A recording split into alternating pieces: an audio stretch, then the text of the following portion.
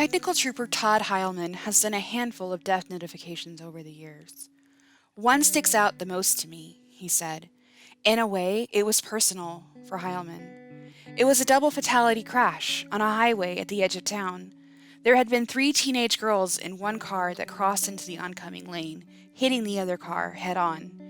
In the other car, the 2 occupants had been buckled in. When Heilman arrived, they were standing outside their vehicle. It was different at the girls' car. The driver had been jettisoned through the windshield. She was dead and lying on the pavement in front of her car with a sheet over her. A girl in the back seat had been wearing only a lap belt high over her stomach, and she had also died. Only the front seat passenger, who was properly buckled in, survived. She had injuries, but they weren't life-threatening. The last thing their survivor remembered was a cell phone going off. It appeared the driver had reached down for the phone and then veered over the line. Heilman had work to do with a team of highway patrol investigators who collect evidence. They take measurements and diagram the scene to reconstruct what happened. It was hectic because traffic had to be redirected on the busy highway. He was going through the car, looking for items that might need to be collected as evidence. So, he had to look through the girls' personal items. All of them had IDs. Part of the process is to make sure that the victims are being correctly identified. It involves taking the ID and matching it to the person, the body.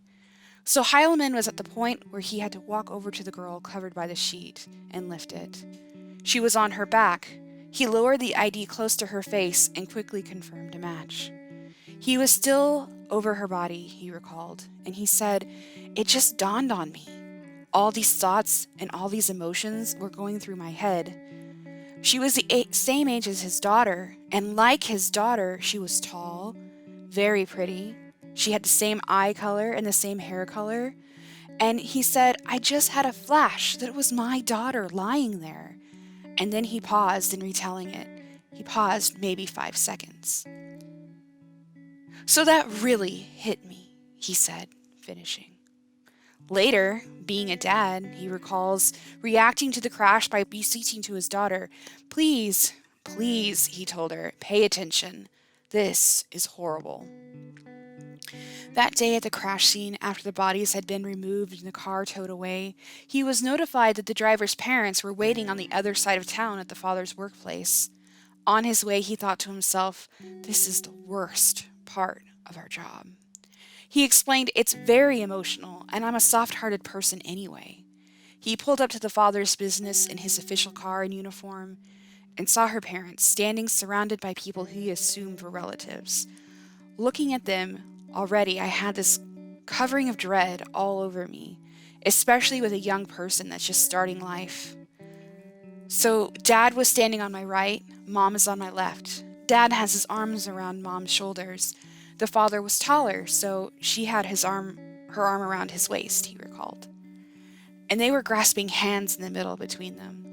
What caught my attention was that they were squeezing each other's hands so tight.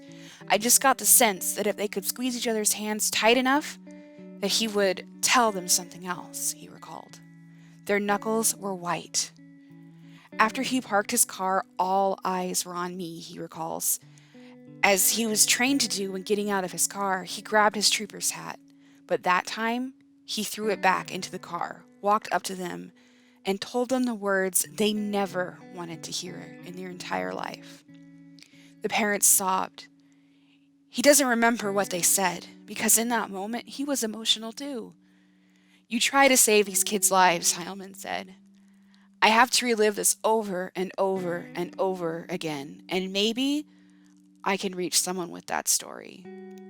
Still, he said, it's so emotional taxing for him, he doesn't tell the story often.